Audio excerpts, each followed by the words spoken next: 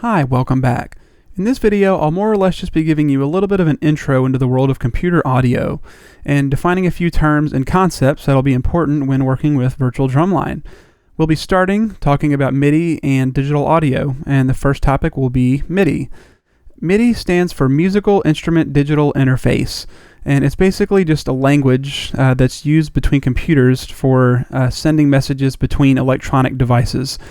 So an important idea to get is that it's not actually the sounds that come through the computer or come out the speakers, but it's actually the data that's sent for a device to interpret, such as like note on and off values, volume, the mod wheel on a MIDI keyboard, and a few other things like that. So if you were to save something as a MIDI file, it wouldn't actually contain any sounds. It only contains the data. And that's one of the large reasons why whenever you save a MIDI file, the files are actually relatively small. And it's because they more or less just contain that data. And another concept and term that we'll be using throughout these videos is the idea of MIDI controllers.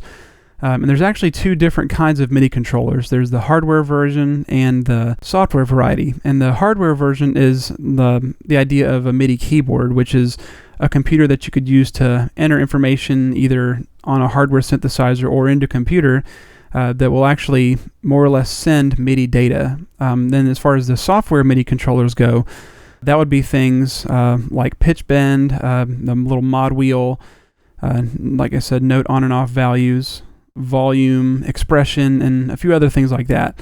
And those are ideas that we'll actually cover later in some of the videos. And another important thing to know is that whenever you write or work in Sibelius Finale or a digital audio workstation or a DAW, those files actually contain MIDI data. So down here at the bottom, I've actually got a little kind of workflow diagram that shows you how MIDI works. You'll typically start by entering or having some sort of MIDI data on the computer or the device you're working, and that data, whether it be something that's actually stored in a file or getting sent through a MIDI keyboard or synthesizer of sorts, will get sent through some sort of MIDI device, whether it be a sound card or audio interface or something along those lines. And then once it goes through that device, that will actually interpret the MIDI data. And the reason that I have the term interpretation here is because it's not necessarily going to be the sounds that come out, and MIDI data doesn't always necessarily contain note values. It could contain other things, like I mentioned earlier, like mod wheel values and pitch bends, and other things like that. So another concept when working with MIDI is the idea of MIDI in and out. So when talking about MIDI out, I typically like to compare that to the out connections on, say, a DVD player or a cable box or something else along those lines, where the signal is actually getting sent out to go into something else.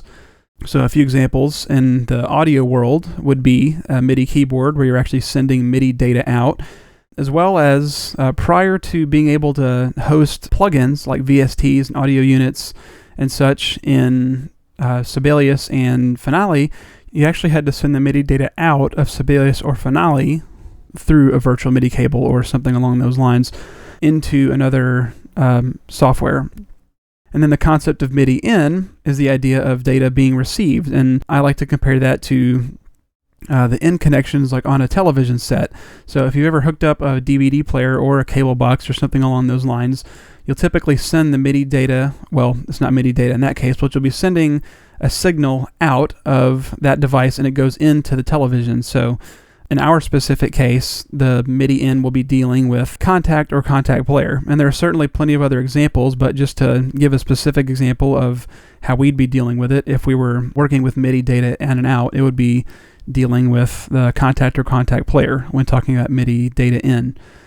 And whenever data is being transferred, if you're working strictly on a computer, oftentimes you'll just use the virtual MIDI cable, or if you're actually sending MIDI data from a hardware device physically to something else, you actually use a MIDI cable. But that's not something we'll necessarily be dealing with here when dealing with virtual drumline in these videos.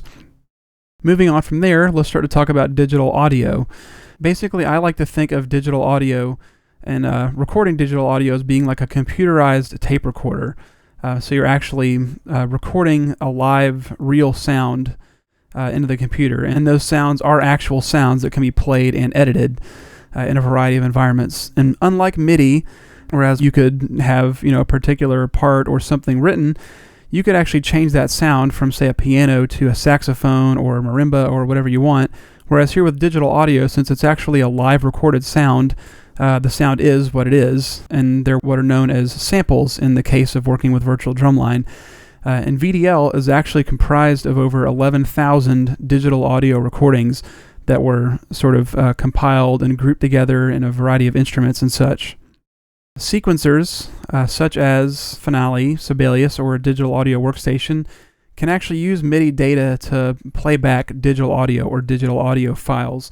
So the concept to take away there is that when working with virtual drumline, you're actually working with digital audio recordings, and we'll actually call those samples when working with the library. So that leads me to the topic of virtual instruments. And basically, a virtual instrument is just a software representation of a physical instrument.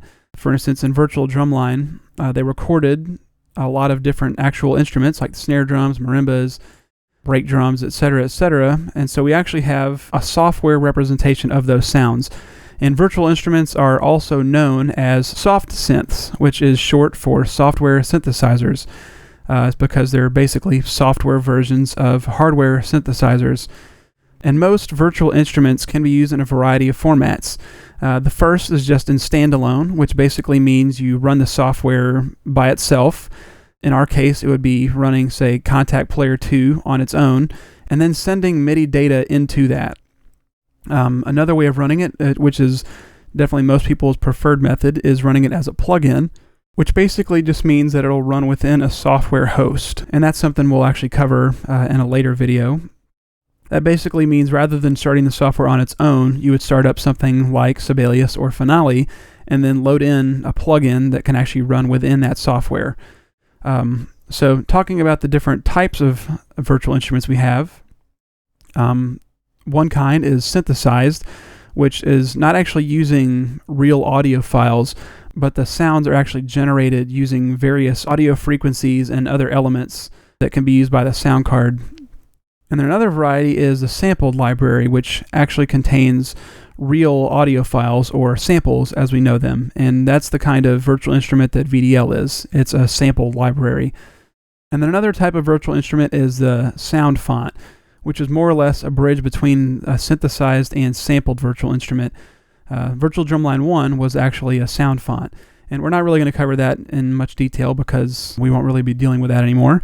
But there you go. There's a little bit of an intro to computer audio. And that's where we're going to leave for this video. So if you stick around, we'll see you next time.